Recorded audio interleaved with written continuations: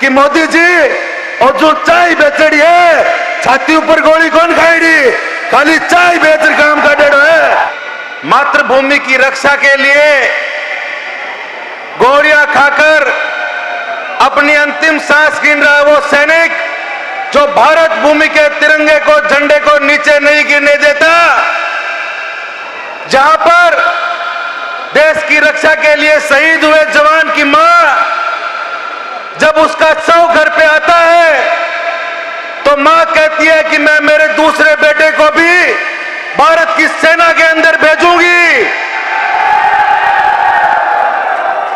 जब 20 साल की, 21 साल की उसकी पत्नी अपने उजड़े हुए सुहाग को देखकर रोती नहीं और भारत माता के चरणों के अंदर अपने सिर का वंदन करती है, उस भारत भूमि के अंदर जो नौजवानों के साथ में सेना भर्ती के अंदर जो प्रधानमंत्री नरेंद्र मोदी और उनके शासन और सरकार ने खिलवाड़ करने की कोशिश की है, उसका करारा जवाब इस शासन और सरकार को मिलेगा। आज का यह सैलाब इस बात की ओर इंगित करता है, नौजवानों की शक्ति को इंगित करता है। आज के समय के अंदर जो सेना के माध्यम से देश को बरगलाने का काम किया जा रहा है, ये नौजवान जो पिछले 4 साल से अपना खून पसीना एक करके आर्मी की तैयारी कर रहा था, यहां बैठा हुआ प्रत्येक नौजवान अपने खून और पसीने के दम पर भारत की माता की सेना की रक्षा करने के लिए, देश की सेना की तरफ जाने के लिए लगातार प्रयास कर रहा था। उस प्रयास को इस देश की वो सरकार, वो निकम्मी सरकार जो पुलवामा हमले के अंदर जो हमारे भाई शहीद हुए, जो 300 मैट्रिक टन जो विस्फोटक सामग्री का पता नहीं लगा सके, जिस देश के सेना के अध्यक्ष एक हादसे के अंदर खत्म हो जाए, इस प्रकार की सेना की स्थिति करने वाले लोग आज देश की सेना के साथ में खिलवाड़ कर रहे हैं। लेकिन मैं धन्यवाद देता हूं बड़े भाई साहब हनुमान जी बेनीवाल का, जिन्होंने देश के अंदर प्रदेश के नौजवानों की आवाज उठाई और नरेंद्र मोदी को ललकारा और प्रधानमंत्री नरेंद्र मोदी को बताया कि मोदी जी और जो चाय बेचड़ी है छाती ऊपर गोली कौन खाएगी, खाली चाय बेच काम का डेढ़ है। आज 18-18, 19-19 साल के वो जवान जो छाती पर गोली खाते हैं, जिस इलाके से हम आते हैं, अमर शहीद कैप्टन चंद्र चौधरी, शहीद एहतराम गोदारा, शहीद राकेश चोटिया 20-20 साल की उम्र के अंदर दुश्मनों के सामना करते हुए छाती पर गोली खाई थी। मोदी जी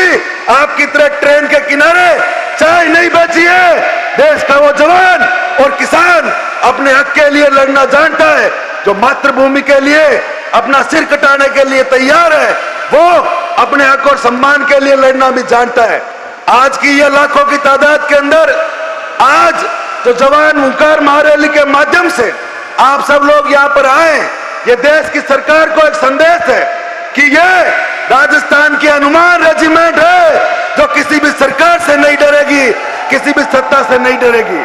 आज के समय के अंदर हमें संकल्प लेकर जाना है कि गांव-गांव ढाणी तक हनुमान बेनीवाल की मजबूती को, हनुमान बेनीवाल की विचारधारा को मजबूती प्रदान करनी है, क्योंकि जिस तरह से आप भारतीय सेना के सिपाही के प्रयास कर रहे हैं, हनुमान बेनीवाल भी किसानों और जवानों का एक सैनिक है और इसके मान सम्मान की रक्षा करना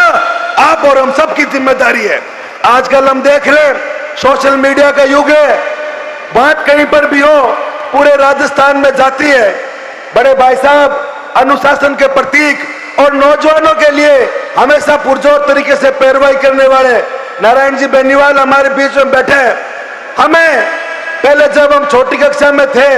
तो 10वीं क्लास के अंदर जो मैडम होती थी वो कहती थी कि प्रश्न कोई नहीं आए तो भी उसका खाली उत्तर पर छोड़ना, कुछ ना कुछ उस लिख के आ जाना तो आपको नंबर मिल जाएंगे। आजकल कई कांग्रेस और बीजेपी के अंदर फेल हुए नेता बैठे हैं, उनके पास करने के लिए कोई काम नहीं है और बेले बैठे हनुमान जी पर स्टेटमेंट देते रहते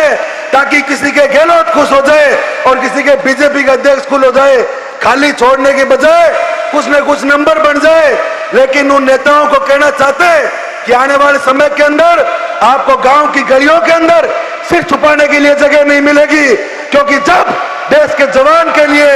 देश के जवान और किसान के लिए, राजस्थान के जवान के लिए बोलने का समय आया,